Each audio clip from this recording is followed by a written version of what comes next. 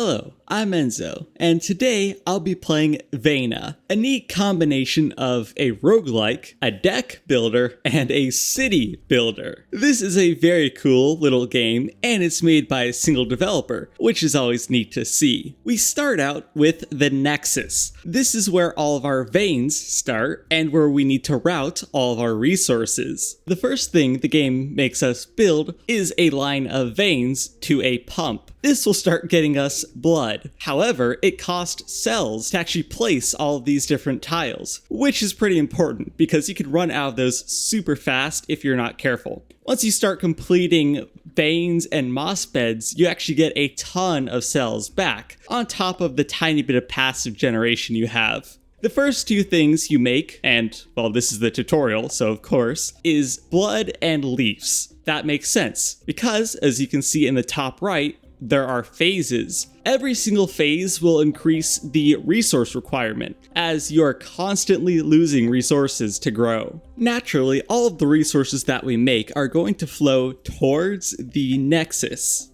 but they also flow through all of the veins, their connections, and the moss, which is super cool. And of course, you don't actually lose your resources with open veins, which is very nice. That's like the absolute basics of the game. Your entire goal is to see how large you can actually build your, I'm not even sure what to call this. Life, I guess? I don't know. So we have these basic generator tiles. But there are other types of generators that create other resources. The only issue is that they destroy resources at the same time. For these, you need what's called a gate, so that you produce one type of resource, but don't delete stuff that travels back through the same vein, if that makes sense. But of course, later generators will require multiple types of resources, and that's where the strategy seriously comes in, and you have to plan your base accordingly. As usual, it's always painful to watch my gameplay back because I would do everything completely differently. Like, this is so poorly built, I actually can't believe it at this point. But of course, I literally did just start playing this, so I'm trying to figure out how everything is working still. You guys at least get to hear me talk about everything I did at the end in the voiceover here. After a bit of time, when you manage to survive the phase, you get a bunch more cells, all for different bonuses, and then the most important part, the shop. This is a super cool part of the game. To buy rolls, you actually have to spend cells, which makes sense. And then you can lock certain rolls. If you get like a 6 dice, for example, you can lock that and then roll the other ones to get hopefully better rolls. Now, you don't have to lock them to spend them. And based on the amount of dice, that's your score, or well, currency that you can use to buy different things in the shop. Besides the dice tiles that you can buy, you can spend extra cells to buy additional base tiles, especially gates that you'll need. And finally, the absolute classic. You can choose a perk. You can also skip it and get more cells, but I think I did that like once ever. Now that we're in phase 2, even more resources are being consumed, and it shows us the lose condition, when any resource drops below -100.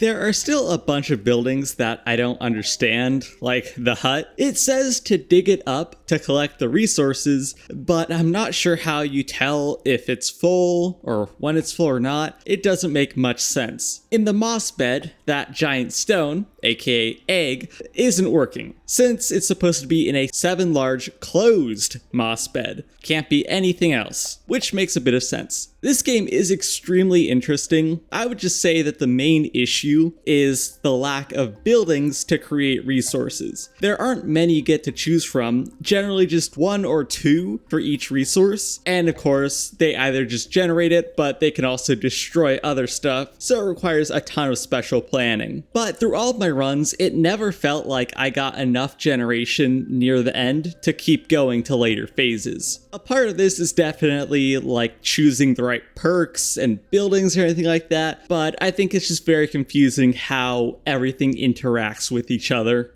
Still, I think Vena combines a bunch of really cool concepts. I really like the game. It's just a tiny bit confusing a lot of the time, and I never got to using like most of the buildings. On top of that, it suffers from the same problem that all roguelikes do, where you either get a super powerful build and the run is just a breeze, or you don't get a good build and you lose no matter what. That's literally the problem all roguelikes face. There's no way around it, it's just how they're designed. One of the major issues I faced and noticed with this game is the vein system itself. Alright, it's super cool and everything. The only problem is once you start to get veins that go in multiple directions. Because the problem is you have to complete the vein to get all of your cells. That's cool and all, but you can't exactly build other terrain next to an open vein. It makes sense, then it would block it and you can't actually complete it, but at the same time, it's incredibly annoying for certain parts. On top of that, the veins can be extremely confusing on which direction they actually go in, since of course these are hexagon tiles, makes everything a little bit difficult for your brain to really comprehend. The only other real issue is the deck building part of the game. Alright, I think it's a super neat concept. I just don't know if it fits in a game like this very well, where you're already supposed to be like city building. Why do I say that? Well, when you build a city, you kind of need like all of your options so you know like what you want to build. You don't exactly get that in here. You pretty much just have to use whatever's in your current hand. Sure, you have a bunch of options, but what if something is still back in your inventory? Well, you have to use up a ton of your tiles until you get it. Sure, you can trash stuff, but I'd rather not do that. I'd rather just go to my inventory and pick something else I want. And if you shovel items, it actually puts them back into your inventory, so you'll have to use them again. Or, delete them, but you get the point. Still, I think this game is extremely interesting and it has a ton of potential. I'm sure there's all sorts of better strategies and stuff I could have learned. Unfortunately, the playtest that I got only allows you to play for 3 hours.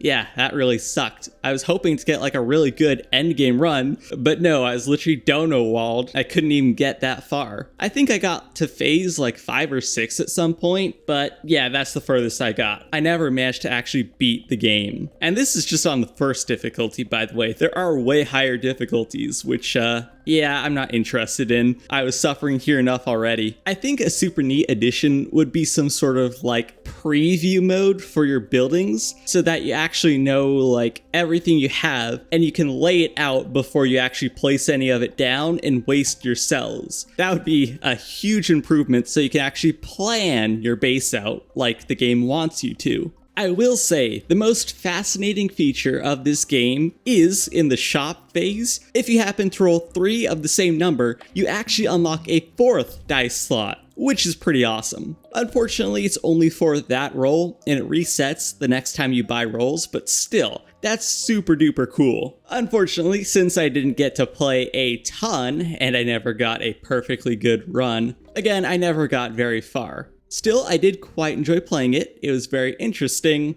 and I would definitely recommend it if you're into roguelikes like this. Unfortunately, I'm not very good at them, as you can probably tell. Anyways, thank you all for watching.